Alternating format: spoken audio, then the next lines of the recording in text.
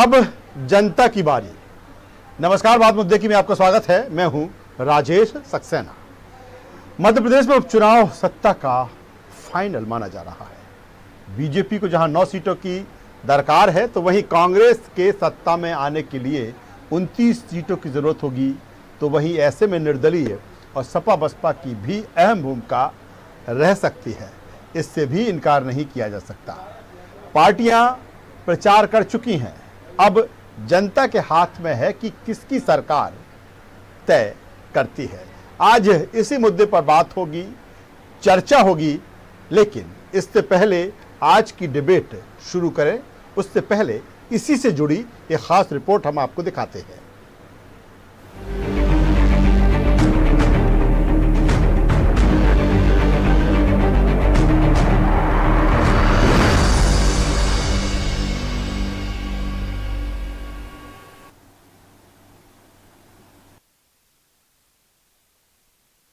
अट्ठाईस विधानसभा सीटों पर उपचुनाव के लिए प्रचार थमा। 32 दिन प्रचार के बाद 28 सीटों की सीमाएं सील।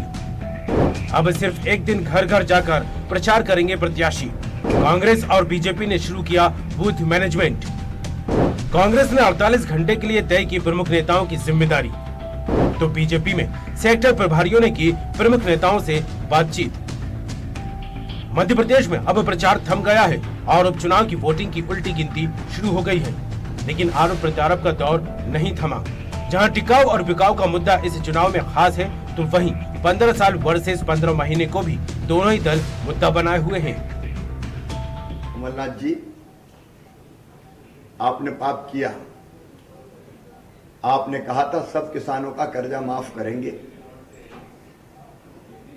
लेकिन आपने लाखों किसान कर्ज माफी की सूची से बाहर निकाल दिए, झूठे सर्टिफिकेट बांट दिए, और जो रेगुलर किसान थे बेचारे पैसा दे रहे थे, इस चक्कर में उन्हें पैसा नहीं दिया, वो डिफाल्टर हो गए और ब्याज की गठरी आज उनके सर पर है। वो ब्याज की गठरी मैं उतारूंगा। आपने पाप किया। आपने बच्चों को हम जो लैपटॉप देते थे 12वीं में अच्छे नंबर लाने वाले, उनके लैपटॉप छीन लिए। शिवराज सिंह जी के झूठ ने भी हद कर दी। चुनाव के एक दिन पहले वे झूठ बोलने से बाज नहीं आते। अभी उन्होंने कहा है कि कमलनाथ पापी हैं। मैंने तो पूछा था मैंने कौन सा पाप किया, और शिवराज जी जवाब में कहते हैं कि कमलनाथ ने कर्जा नहीं माफ़ किया। उनकी गवर्नमेंट ने खुद बयान दिया है कि 27 लाख किसानों का कर्जा माफ़ हुआ है, बाकी का दूसरे और तीसरे किस्त में होने जा रहा था। थम गया प्रचार का शोर। मध्य प्रदेश की 28 सीटों पर 3 नवंबर को वोटिंग। 60,85,000 मतदाता करेंगे मताधिकार का प्रयोग। उपचुनाव में 355 उम्मीदवार आजमा रहे हैं अपनी किस्मत। चुनाव आयोग ने सुरक्षा के किए पुख्ता इंतजाम। उपचुनाव में ये बने मुद्दे: बिजली की दरों में वृद्धि, किसान कर्ज माफी, डीजल पेट्रोल के बढ़ते दाम, कोरोना काल में मजदूरों की स्थिति, मजदूरों से पार्टियों का व्यवहार, पार्टी नेताओं का बड़बोलापन, टिकाऊ और बिकाऊ पर सियासत। उपचुनाव सूबे की बागडोर का फैसला करेंगे। 28 सीटों पर होने जा रहे उपचुनाव विधानसभा की राह तय करेंगे। हालांकि बीजेपी बहुमत के लिहाज से सत्ता के काफी करीब है, तो वहीं कांग्रेस की निगाहें 28 सीटों के साथ ही निर्दलीय और सपा बसपा पर भी टिकी हैं। अब देखना होगा 10 नवंबर के नतीजे किसको सूबे की सरकार देते हैं। News world desk.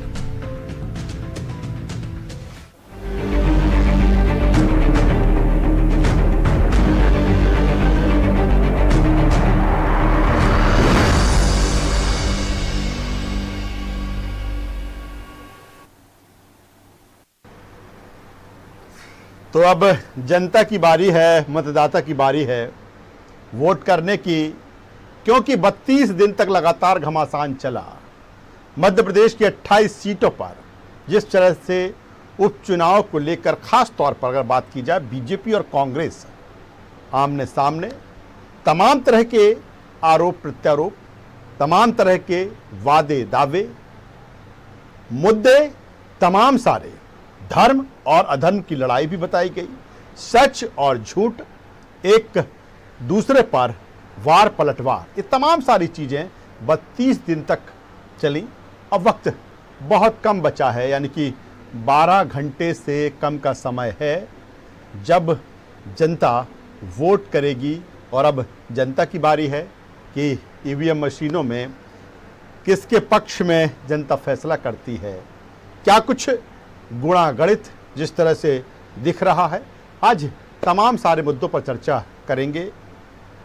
चर्चा शुरू करें उससे पहले मेहमानों से आपका परिचय करा दूं, तारुफ करा दूं, जो आज इस चर्चा में हमारे साथ इस डिबेट में हमसे जुड़ रहे हैं। हमारे साथ में हैं बीजेपी के वरिष्ठ नेता और प्रवक्ता ब्रजगोपाल लोहिया जी। ब्रजगोपाल लोहिया जी, बहुत स्वागत करता हूं आपका। हमारे साथ में हैं चौधरी राकेश सिंह चतुर्वेदी साहब, पूर्व मंत्री और कांग्रेस के वरिष्ठ नेता। बहुत स्वागत करता हूं राकेश जी आपकी। और वरिष्ठ पत्रकार संदीप पुराणिक जी हमारे साथ में। संदीप जी, आपका भी बहुत स्वागत है। सबसे पहले संदीप जी आपके पास में आता हूं, इससे पहले कि बीजेपी और कांग्रेस के पास में आऊं, कि बहुत कुछ इन दोनों के पास है बात करने के लिए। संदीप जी, आपसे सवाल यह है कि किस तरह से एनालिसिस करेंगे, 32 दिन तक कैंपेनिंग चली और जिस तरह से आरोप प्रत्यारोप चले, धर्म अधर्म की लड़ाई बताई गई, सच और झूठ एक दूसरे को बताया गया, तमाम सारे मुद्दे भी रहे, किस तरह से भांप रहे हैं अब इस चुनाव को आप? राजेश जी, अगर हम देखें तो ये कुल मिलाकर के चुनाव अगर हम कहें तो एक सुपरहिट फिल्म की तरह चला जी। डायलॉग दोनों तरफ से थे जी। कांग्रेस ने अपने अंदाज में बात कही, बीजेपी ने अपने अंदाज में बात जी। कही। इस चुनाव में एक पक्ष अगर हम देखते हैं तो राजनेताओं ने जनता के मुद्दों से थोड़ा सा ध्यान हटाया, बिल्कुल उनके व्यक्तिगत हमले ज्यादा रहे। जैसे आपने धर्म की बात, अधर्म की लड़ाई कही, कहीं किसी ने पापी कहा, किसी ने किसी को कुछ कहा, ऐसे शब्दों का प्रयोग हुआ जो मध्य प्रदेश की राजनीति में लगता है कम ही प्रयोग हुआ है। लेकिन जनता के मुद्दों पर वो चर्चा नहीं हुई जो इस प्लेटफॉर्म पे चर्चा होनी चाहिए तो उपचुनाव में। क्योंकि उपचुनाव ये क्यों हो रहा है, क्यों जरूरी था, इसके बाद क्या होगा इस प्रदेश का, इस प्रदेश में कैसी सरकार। दोनों ही दलों ने आरोप पत्र जारी किया, संकल्प पत्र जारी किया, अपनी बात की। लेकिन सभा में जो हमने देखा जाके तो सभा में वो कम नजर आई जो जनता से जुड़ी हुई। जहां तक आप चुनाव की बात कह रहे हैं तो मैं भी कई इलाकों में घूम के आया हूँ।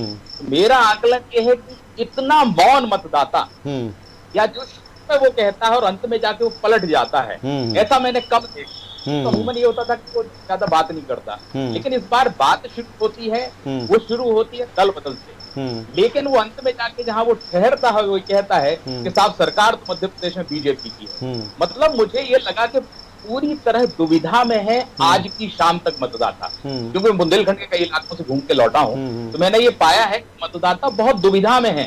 राजनीतिक दल ये कह सकते हैं कि हम 28 सीटें जीत रहे हैं, वो कह रहे हैं बहुमत में आ सकते हैं, लेकिन ये तय मानिए कि इस बार के चुनाव के जो नतीजे होंगे वो बहुत अप्रत्याशित और चौंकाने वाले दोनों होंगे।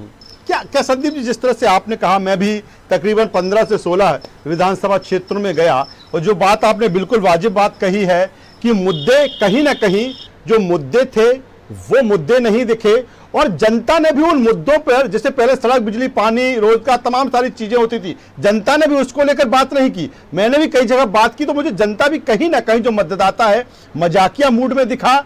जिस तरह से उसके जवाब थे, उससे पूछो तो कहता था कांग्रेस भी अच्छी है, बीजेपी अच्छी है, फिर किसको चुनेंगे, किसकी क्या स्थिति, तो कहता 50-50 है, वो भी जीतेगा। तमाम सारी जगह ऐसी चीज हुई। तो क्या जनता जिस तरह से 2 साल के भीतर ही चुनाव हो रहे हैं, कहीं ना कहीं एक जो चुनाव की संजीदगी है, जो लोकतंत्र प्रजातंत्र में एक चुनाव अहम होता है, कहीं ना कहीं जनता भी अब इस तरह से बोर होती हुई नजर आई, या फिर लगता है कि अरे अब तो 2 साल पहले हुए थे, फिर चुनाव आ गए? अगर हम देखें तो पिछले चुनाव में हमने कई बार ये देखा है किसी भी एक दल के नेता के खिलाफ असंतोष होता था, दूसरे के प्रति उसे लगाव दिखता था। लेकिन मुझे इस बार के चुनाव में ऐसा लगा कि दोनों दलों, चाहे वो कांग्रेस के कमलनाथ हो या बीजेपी के शिवराज, दोनों के खिलाफ असंतोष एकदम नहीं दिखा। संतोष में नहीं कह सकता कि दोनों के प्रति संतोष है, लेकिन असंतोष नहीं दिखा। और आप ये मान के चलिए कि इस बार के चुनाव में जिस भी राजनीतिक दल ने वोटिंग का प्रतिशत बढ़ा लिया, जीत उसी के खाते में जाएगी, क्योंकि इस बार वोटिंग का परसेंटेज कम रहने की संभावना बनी हुई है। ऐसा लगता है कि लोगों में वो उत्साह नहीं है चुनाव को लेकर, वो मतदान को लेकर बहुत उत्साहित नहीं दिखता। बिल्कुल, काफी अहम बात संदीप जी कह रहे हैं। चौधरी राकेश सिंह चतुर्वेदी साहब के पास में आता हूँ। राकेश जी क्या कहेंगे, इस चुनाव को कैसे भांप पा रहे हैं? और कांग्रेस के लिए, कांग्रेस से चूंकि किसी भी नेता से बात की जाए तो वो कहता है कि 28 से 28 सीट जीत रहे हैं, और क्या कहेंगे इसको, कांग्रेस की क्या स्ट्रेटजी इसको लेकर, और कांग्रेस क्या मान के चल रही है? क्योंकि अंक गणित के हिसाब से तो कांग्रेस काफी पीछे है। बिल्कुल सक्सेना जी, मध्य प्रदेश के लिए चुनाव, उपचुनाव भले ही लोगों के लिए, नेताओं के लिए, पत्रकारों के लिए विषय रहा हो, लेकिन दुर्भाग्य इस बात का है इन 5 वर्षों की लोकतांत्रिक व्यवस्था में मध्य प्रदेश में अगर सबसे ज्यादा किसी को घाटा हुआ तो वो जनमानस को हुआ, 8 करोड़ जनता को हुआ, जिसमें 8-10 महीने से कोई उसके लिए काम ही नहीं किया गया। आप देखिए ऐसा प्रदेश जिसमें जनता के लिए पिछले 8 महीने से कोई काम नहीं किया जा। दूसरी बात आपने कही कि कांग्रेस का अपर हैंड था, कांग्रेस के प्रति सिंपैथी थी, कांग्रेस के बारे में जनता ये सोच रही थी कि ये चुनाव जबरदस्ती क्यों लोगों ने थोप दिया, क्यों इस्तीफे दिलवा दिए, और क्या आवश्यकता थी। विषय ये था, चर्चा ये थी, और जनता में इस बात के प्रति रुझान था। शुरुआत के दिनों में मैंने देखा कि शिवराज सिंह जी की सभा में, सिंधिया जी की सभा में भीड़ नहीं आ रही थी, और कमलनाथ जी जहां जा रहे थे वहां स्वयं जनता आ रही थी, सुन रही थी उनको।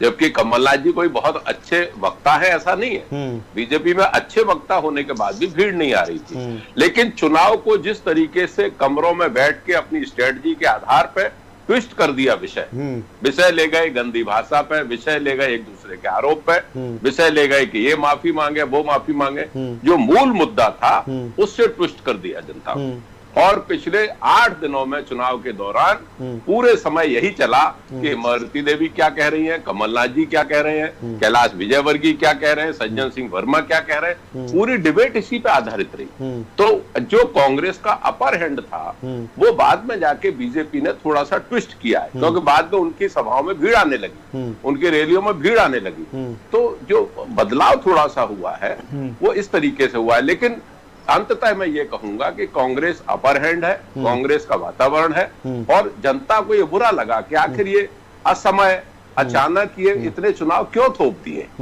क्यों इतना बड़ा बवंडर खड़ा कर दिया कि एक आदमी की जिद की वजह से 22 लोगों ने इस्तीफे दे दिए, और उसके बाद तो क्रम लग गया, जैसे उन्होंने के जलेबी खाओ और अपने आ जाओ इधर मैदान में। तो ये जो दुर्भाग्यपूर्ण था लोकतंत्र के लिए मध्य प्रदेश में, वो हम लोगों ने देखा है, और हम लोग इससे चिंतित भी है कि ये प्रदेश जो तरक्की शुदा प्रदेश होने वाला था उसको 1 वर्ष इन राजनेताओं ने गर्त में धकेल दिया। हमारे बच्चों की तरफ ध्यान नहीं दिया, कर्मचारी की तरफ ध्यान नहीं दिया, प्रगति की तरफ ध्यान नहीं दिया। तो इसलिए कल है मतदान, जनता भ्रमित होती है, जनता को ट्विस्ट कर दिया गया है पिछले 4 लेकिन राकेश जी, आरोप तो लगातार कांग्रेस पर ये लगे कि तमाम सारी जो योजनाएं जनता के हित में थी, चाहे वो संबल हो, चाहे मेधावी बच्चों को लैपटॉप देने की योजना हो, तीर्थ दर्शन हो, सारी आपने बंद कर दी। नहीं मेरे भाई, आप समझिए सक्सेना जी, जो रुपए 28,000 मिलते थे कन्या विवाह में, वो 51,000 किए। अब अगर कोई झूठ ये बोले कि बताइए कहाँ मिले, तो मैं भिंड में बैठा हूँ, देहात में संपर्क में हूँ, मेरे यहाँ ऐसे गांव हैं जहाँ 10-20 लोगों को मिले हैं 51,000 रुपए। अब उसको असत्य बोलो आप कि साहब नहीं, अब तो तब तक नहीं मिले जब तक उनके ऐसे ऐसे हाथ करके ड्रामा करके पूरा लोग कर रहे थे। ऐसे ही जो योजनाएं थी, और वो बहुत अच्छी, बिजली का बिल जैसे गरीब के लिए बड़ा हितैषी किया था कमलनाथ जी ने कि 100 रुपए में बिजली देंगे। आप देखिए आज 2-2, 3-3, 4-4 हजार रुपए बिल आ रहे। तो अपनी योजना को आप चाहे संबल कहो, कोई कहो, जो सरकार आती है वो अपनी योजनाएं गरीबों के लिए लागू करती है। कांग्रेस आई तो कांग्रेस ने अपने तरीके से गरीबों के लिए योजनाएं लागू की। आप कहें कि आपकी योजना, आप जनता पार्टी के समय की 77 की योजना चलाते तो कांग्रेस कभी नहीं आती। तो जो सरकार बनती है, जिसकी आइडियोलॉजी होती है, वो अपने तरीके से अपनी योजना। लोहिया जी के पास में आता हूं। लोहिया जी क्या कहेंगे, क्योंकि अगर बीजेपी की बात करें तो तमाम सारे चेहरे, तमाम सारे स्टार प्रचारक, और अगर 3 चेहरों की हम बात कर लें, जिस तरह से ज्योतिरादित्य सिंधिया, शिवराज सिंह चौहान, हालांकि मोदी का चेहरा भी कहीं ना कहीं इस चुनाव में दिखा, उसकी भी चर्चा खूब हुई कैंपेनिंग के दौरान। लेकिन सवाल यहाँ पर यह है कि जब बीजेपी बिल्कुल कंफर्ट जोन में मान रही थी, कोई ज़्यादा सीटें नहीं चाहिए, 8-9 सीटें ही उसे चाहिए, फिर जिस तरह से एक विधानसभा क्षेत्र में 3 बार जाना पड़ा, चाहे शिवराज सिंह चौहान हो, सिंधिया हो, क्या लगता है, क्या एक स्ट्रेटजी, किस तरह की हवा अब बीजेपी भांप पा रही है? नहीं, देखिए राजेश जी, मैं सबसे पहले मैं एक बात कहूँ आपसे कि आदरणीय चौधरी राकेश चतुर्वेदी जी बहुत बड़े नेता हैं और उन्होंने बड़ी साफ गोई से कुछ बातें स्वीकार की, तो कुछ बातें कही है बहुत ध्यान देने लायक। जैसे उन्होंने ये कहा कि शुरू में कांग्रेस की सभाओं में ज्यादा भीड़ आ रही थी, वो बाद में घटी और भारतीय जनता पार्टी की सभाओं में भीड़ बढ़ी। ये स्वीकारोक्ति ये बताती है कि कांग्रेस मेरे ख्याल से आपको सुनने में उन्होंने घटी नहीं कहा, उन्होंने ये कहा कि उन्होंने कहा कि बीजेपी में नहीं आ रही थी, घटी का जिक्र नहीं किया उन्होंने। जी जी जी, ये सर उन्होंने बढ़त तो शुरू से ली है। राकेश जी कह रहे हैं कि कांग्रेस ने शुरू से बढ़त ली है। जी, एक बात बताएं आपको, जी, आदरणीय चतुर्वेदी जी बहुत बड़ा राजनीतिक बैकग्राउंड है, बहुत सारे चुनाव उन्होंने लड़े हैं, जी, स्वयं जमीन पर खड़े। मूल बात ये थी, हम इस मुद्दे को लेकर चुनाव में गए थे भारतीय जनता पार्टी कि कमलनाथ जी कांग्रेस ने जो वादे मध्य प्रदेश की जनता से किए थे उन्हें पूरा करने में वो असमर्थ रहे। एक कुछ लोगों की कर्ज माफी हुई, शेष लोगों के पास कर्ज माफी का सर्टिफिकेट रहा। कुछ कन्याओं को राशि मिली, शेष कन्याओं को राशि नहीं मिली। ये मैदानी सत्य है। और ये भी मैदानी सत्य है कि पिछले बार वर्ष 2019 में हमारे छात्राओं को लैपटॉप की राशि नहीं मिली और हमने ये कहा नहीं, हमने ये करके दिखाया कि जैसे ही जून में रिजल्ट आए, जुलाई में हमारे मेधावी छात्र छात्राओं के खाते में राशि चली गई। तो हमारा काम बोल रहा है, हमारा काम दिख रहा है, हमें कुछ ये बताने की आवश्यकता नहीं है। जैसे कि किसान की अगर हम बात करें तो 2019 में जब कमलनाथ जी सरकार में थे तब 70 लाख टन का गेहूं का उपार्जन नहीं कर सके थे, परंतु हमने मसूर, चना और सरसों के साथ भी 1,29,00,000 टन का गेहूं का उपार्जन किया और उसका किसान को तुरंत भुगतान किया। ये एक बहुत बड़ी बात थी। जब बाजार में 3600-3700 रुपए चना बिक रहा था तब सरकार ने 4850 रुपए में चना खरीदा। ये बड़ी बात थी। ये कौन किसान को दिखाई दे रहा है। कमलनाथ जी, आपको याद होगा कि पिछले बार किसान ये जो सीजन इस समय चल रहा है, इस समय लाइट की कटौती से परेशान था, परंतु आज परेशान नहीं है, उसे काम दिखाई दे रहा है। भारतीय जनता पार्टी और शिवराज जी की सरकार का काम दिखाई दे रहा है। एक बात।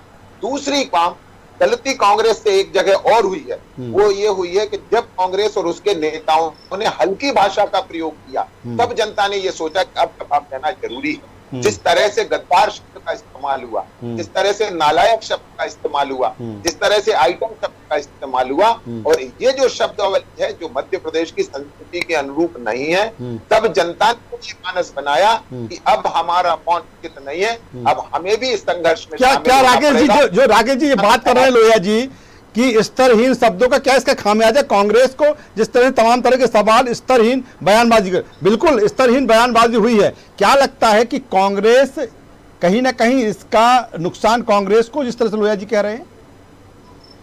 मैं निवेदन करूं? जी जी, हाँ जी, आप ही के पास। शिवराज सिंह जी पहले म्याद में से निकले शेर बन के टाइगर जिंदा है। उसके बाद आदरणीय सिंधिया जी ने कहा बीजेपी कार्यालय में कि टाइगर अभी जिंदा है, और वो टाइगर का लबादा ओढ़ते ओढ़ते आदमी सांपों तक आ गया, आदमी काला कौआ तक आ गया, और अंत ये हुआ कि वो सड़कों वाले घूमने वाले हमारे श्वान तक आ गया। आप अब ये किसका स्तर गिरा इसमें? एक वो शख्सियत जो कांग्रेस में किसी उच्च स्थान पे बैठा करती थी, जिसके एक एक शब्दों का मायने हुआ करते थे, वो आदमी जानवरों, अपने आप को जानवरों से तुलना कर रहा है। तो ये दुर्भाग्यपूर्ण है, और ये पूरा ड्रामा बीजेपी ने जानबूझ के किया मूल मुद्दों से जनता को भटकाने के लिए। लेकिन जनता बहुत समझदार है। आप चाहे कुत्ता रहे, चाहे श्वान रहे, चाहे आप कोई भी बने, लेकिन जनता अपने मुद्दों पे वोट देगी, जनता अपनी प्रगति पे वोट देगी। जनता ये पूछना चाहती है सक्सेना जी कि आखिर ये असमय आपने क्यों 22 लोगों के इस्तीफे दिलवाए, और इतना जो पैसा खर्च हो रहा है, आज हम देख रहे हैं कि अनाप शनाप पैसा बट रहा है, आज की रात में दिन भर बटा, कल बट रहा है, और लोग तमाशा देख रहे हैं। ये पैसा आखिर आया कहां से? ये वही पैसा है जिसके बारे में नेताओं ने जिक्र किया, जिसके बारे में जनता को सोचने के लिए विवश होना पड़ा कि ये हमारे असमय चुनाव जो आए हैं, इसमें कहीं ना कहीं लेन देन की बात है। जैसा भाई लोहिया जी कह रहे हैं कि गद्दार कहना, ये और शब्दों का वो आया है। गद्दार तो आप लोग भी बहुत तरीके से कह रहे हो। मैं तो शिवराज सिंह जी को सुना है, मैंने कमलनाथ जी को भी सुना है, मैंने सिंधिया जी को भी सुना है कि दिग्विजय सिंह और कमलनाथ गद्दार हैं, जिन्होंने गद्दारी की है चंबल से। तो ये शब्दों का मायने बहुत संदीप जी के पास में आता हूं। हालांकि संदीप जी ने शुरू में ही इस बात का जिक्र किया कि जिस तरह से आरोप प्रत्यारोप हुए, जिस तरह से व्यक्तिगत हमले हुए कहीं ना कहीं, संदीप जी से मेरा सवाल ये है, क्या एक तो जिस तरह से लोया जी कर्ज माफी को लेके कह रहे हैं 2018 में बड़ा मुद्दा था, क्या कोई इफेक्ट इस चुनाव में कर्ज माफी का मुद्दा डालेगा? क्या चाहे कांग्रेस जिस तरह से कह रही है कि कर्ज माफी हुई है या बीजेपी कह रही है कर्ज माफी नहीं हुई, ये मुद्दा है क्या, ये इफेक्ट डालेगा क्या इस चुनाव में? कर्ज माफी इस चुनाव को प्रभावित करने की स्थिति में नजर नहीं आ रहा है। लेकिन हाँ, राकेश चौधरी जी ने जो एक बात कही बिजली बिल वाली, ये बात सच है कि मतदाता से अगर आप बात करते हैं तो बिजली बिल की बात वो जरूर करता है। कर्ज माफी को लेकर सबके अलग अलग तर्क हैं, क्योंकि क्या होता है कि व्यक्ति को जब कैश मिलता है तो वो ज्यादा संतुष्ट होता है। जब उसके ऊपर चलने वाला कर्ज कम होता है तो उसे बहुत ज्यादा उत्साह नहीं आता है। ये बात सही है कि कर्ज माफी की बात सरकार अपना दावा करती रही है, कांग्रेस बीजेपी उससे कह रही कर्ज माफी नहीं हुई, जनता उसको लेकर बहुत उत्साहित नहीं है। लेकिन बिजली बिल वाला एक ऐसा मसला है जिसको लेकर मतदाता ये जरूर कहता है कि कांग्रेस के काल में 100 यूनिट बिजली का 100 रुपए आता था, इस समय बिल कुछ ज्यादा आ रहे हैं, बड़े बड़े के बिल आ रहे हैं, पुराने बिल आ रहे हैं, इसका असंतोष भी है लोगों में। लेकिन ये चुनाव नतीजों को कितना प्रभावित कर पाएगा, क्योंकि ऐसा लग रहा है कि ये चुनाव जहां दल बदल वाला मसला है वो है, लेकिन कुल मिलाकर के ये किसका मैनेजमेंट कल मतदान के समय, किसका प्रबंधन कितना बेहतर होता है, ये नतीजों पर बड़ा असर डालने वाला होगा। जैसा मैंने प्रतिशत का कहा कि अगर मतदान का प्रतिशत आप ये मान के चलिए बहुत ज्यादा होता है तो कांग्रेस के लिए फायदेमंद होगा, और कम होता है तो ऐसा लगता है कि बीजेपी के लिए ज्यादा मददगार साबित। क्या मैनेजमेंट आज ही शुरू हो गया? क्या कहा जा रहा है कि जो चुनाव के पहले के 2 दिन है काफी इफेक्ट डालते हैं? राजेश जी, ये बात बिल्कुल सही है कि मैनेजमेंट तो 2 दिन से नहीं चल रहा है, मैनेजमेंट तो चल रहा है पिछले 7 दिन से जी। सारे दलों के अपने अपने तरह से मैनेजमेंट हुए हैं जी। आप किसी भी राजनीतिक दल के कार्यालय में चले जाइए, मैं जगह का नाम नहीं लूंगा, तो हर राजनीतिक दल के या 2 प्रमुख दल हैं, उनके 3-3, 4-4 विधायक एक एक विधानसभा में डेरा डाले हुए हैं। उनकी पूरी तैयारी थी, मैं कल शाम तक की कह रहा हूँ, 5 बजे तक की, जब उन्हें स्थान छोड़ने के लिए कहा, क्योंकि चुनाव आयोग का ये नियम है कि मतदान से 48 घंटे पहले आपको स्थान छोड़ना पड़ता है। तो मुझे कोई भी विधानसभा क्षेत्र ऐसा नहीं दिखा जहां मैं गया कि वहां किसी भी राजनीतिक दल का 4 से 5 विधायक वहां मौके पे मौजूद ना हो, और वो व्यवस्थाएं जो चुनाव के लिए जरूरी होती हैं वो सब चल रही थी। कई जगह तो ऐसे लग रहा था जैसे शादी चल रही हो और भव्य भोज का आयोजन हो रहा हो। चलिए, एक आखिर में सवाल आपसे मैं लूंगा, फिर मैं लोया जी के पास में आता हूं। चेहरे की अगर हम बात करें तो क्या कांग्रेस में कमी दिखी? क्योंकि अगर देखा जाए तो सिर्फ और सिर्फ पीसीसी चीफ पूर्व सीएम कमलनाथ का चेहरा, दूसरी तरफ अगर बीजेपी को देखें तो तमाम सारे चेहरे, 2 तो प्रमुख उसमें हैं ही, और इसके अलावा जो तमाम सारे चेहरे हैं, चाहे वीडी शर्मा का हो या लेकिन ज्योतिरादित्य सिंधिया और शिवराज सिंह चौहान, क्या कांग्रेस कहीं ना कहीं चेहरों के मामले में पीछे टिकी हुई नजर आई इस कैंपेनिंग में? राजेश जी, मैं एक बात कहूं तो ये बात सही है कि बीजेपी में टीम भावना नजर तो आई है, इसे नहीं नकारा जा सकता। कांग्रेस पे अब राकेश चतुर्वेदी जी बैठे हैं, वो मेरे से बेहतर समझते हैं। कांग्रेस में टिकट वितरण को लेके भी क्या स्थिति हुई है किसी से छुपी नहीं है। ये बात ठीक है कि ज्यादातर टिकट बेहतर बांटे गए हैं, लेकिन कुछ स्थानों पर जहां मुकाबले और बेहतर हो सकते थे।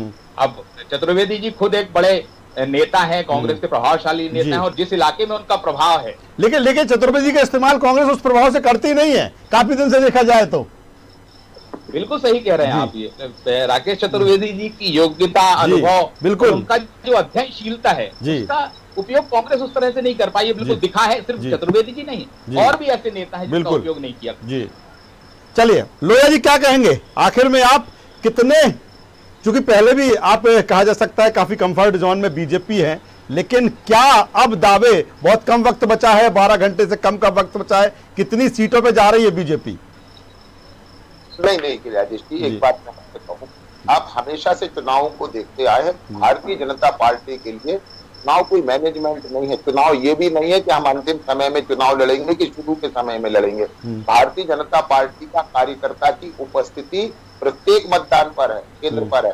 हर मतदान केंद्र पर हमारे युवा मोर्चा के कार्यकर्ता मौजूद है, महिला मोर्चा मौजूद है। यानी हमें कुछ अलग से नहीं करना है, हमें केवल उनको एक्टिव करना है, तो वो हमेशा एक्टिव रहते हैं भारतीय जनता पार्टी का कार्यकर्ता। दूसरी बात मैं आपसे एक और कांग्रेस की सबसे गंभीर समस्या ये है कि चूंकि सत्ता का केंद्रीकरण है, अकेले कमलनाथ जी के आसपास है, इसलिए वहां विकेंद्रीकरण ना हो पाने के कारण कार्यकर्ता उतने एक्टिव मोड में नहीं आ पाता है जितना भारतीय जनता पार्टी का है। हमारे यहाँ एक सिद्धांत है कि जब तक निर्णय ना हुआ हो तब तक एक व्यक्ति की राय और सलाह सुनी जाती है और संभवतः है उसे मानने का प्रयत्न होता है। परंतु कांग्रेस की जो संस्कृति है वो संस्कृति वो है कि वो हमेशा एक व्यक्ति के केंद्र में लेकिन आपके जितने चेहरों की अगर हम बात कर रहे हैं तो हर चेहरे के सामने चुनौती भी है, कहीं ना कहीं ज्योतिरादित्य सिंधिया को भी सिद्ध करना है कि जिस जी भारतीय जनता पार्टी के प्रत्येक कार्यकर्ता को सिद्ध करना है। यदि मैं एक मतदान केंद्र का कार्यकर्ता हूं तो मुझे भी अपने आप को सिद्ध करना है। मैं वही आपसे कह रहा हूं कि हमारे यहाँ तो ये सामूहिक जिम्मेवारी है, सबकी जिम्मेवारी है भारतीय जनता पार्टी में।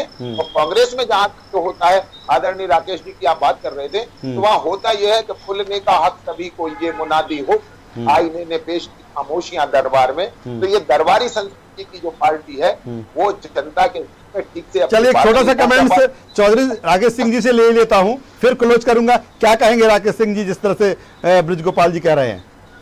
नहीं, लोया जी अपने सिद्धांत की बात कर रहे हैं, लेकिन मुझे मालूम है कि दक्षिणपंथी लोग किस विचारधारा के होते हैं और कांग्रेस सोशलिज्म के आधार पर आगे बढ़ती है। मैंने पूरा पढ़ा है और जीवन को जिया है।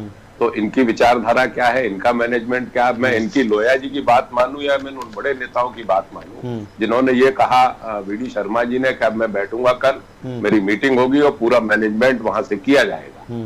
तो मैनेजमेंट सबको ये नकार रहे हैं, ये कह रहे हैं कि पोलिंग पे हमारे लोग पहुंच गए और वीडी शर्मा साहब कह रहे हैं कि मैं 2 दिन में पूरा मैनेजमेंट अब देखूंगा बैठ के।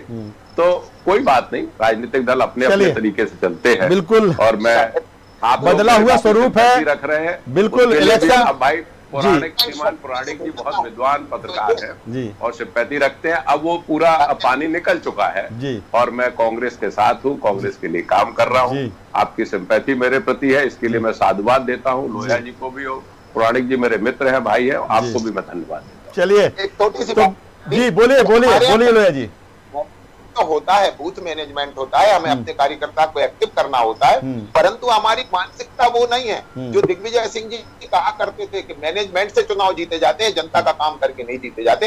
हमारा ये मानना है कि जनता का काम करे और कार्यकर्ताओं का व्यवस्थित। बिल्कुल लोहिया जी, अब जनता की ही बारी है, वक्त कम बचा हुआ है और कल वोटिंग होगी और 10 को नतीजे आएंगे और तमाम तरह ये चुनाव अगर देखा जाए तो जैसा है उपचुनाव, लेकिन जिस तरह से लड़ा गया और जिस तरह से धुआंधार चुनाव प्रचार और जिस स्तर के आरोप प्रत्यारोप, साथ में स्तरहीन बयानबाजी, ये तमाम सारी चीज़ें हुई। लेकिन 10 नवंबर को परिणाम आएंगे, कल वोटिंग होगी और जहां जहां वोट डालना है 28 सीटों पर वोट डालने आप जरूर जाइए। हालांकि कोरोना काल है, संकट का समय है, तमाम सारी गाइडलाइन चुनाव आयोग ने, निर्वाचन आयोग ने जारी की है, उनका पालन जरूर करिए, लेकिन कल वोट डालने जरूर जाइए। आज हमारी इस चर्चा में इतना ही। हम शुक्रिया अदा करना चाहेंगे ब्रजगोपाल लोहिया जी आपका, चौधरी राकेश सिंह जी आपका और संदीप पुराणिक जी आपका। तो कुल मिलाकर वो बेला आने वाली है जब वोट डाले जाएंगे 7 बजे से कल, और आप वोट डालने जरूर जाएं और जो आपको अधिकार मिला है लोकतंत्र में, प्रजातंत्र में, उसका इस्तेमाल ज़रूर करें। अब जनता ही ये फैसला करेगी, जनता ही ये तय करेगी कि आखिर इन 28 सीटों पर किसको कितनी लीड देती है, कहाँ किसके प्रत्याशी वो विजयी बनाती है, ये देखने वाली बात होगी। आज हमारी इस चर्चा है बस इतना ही। न्यूज़ वर्ल्ड पर खबरों का सिलसिला लगातार जारी है, अब बने रहिए हमारे साथ। नमस्कार।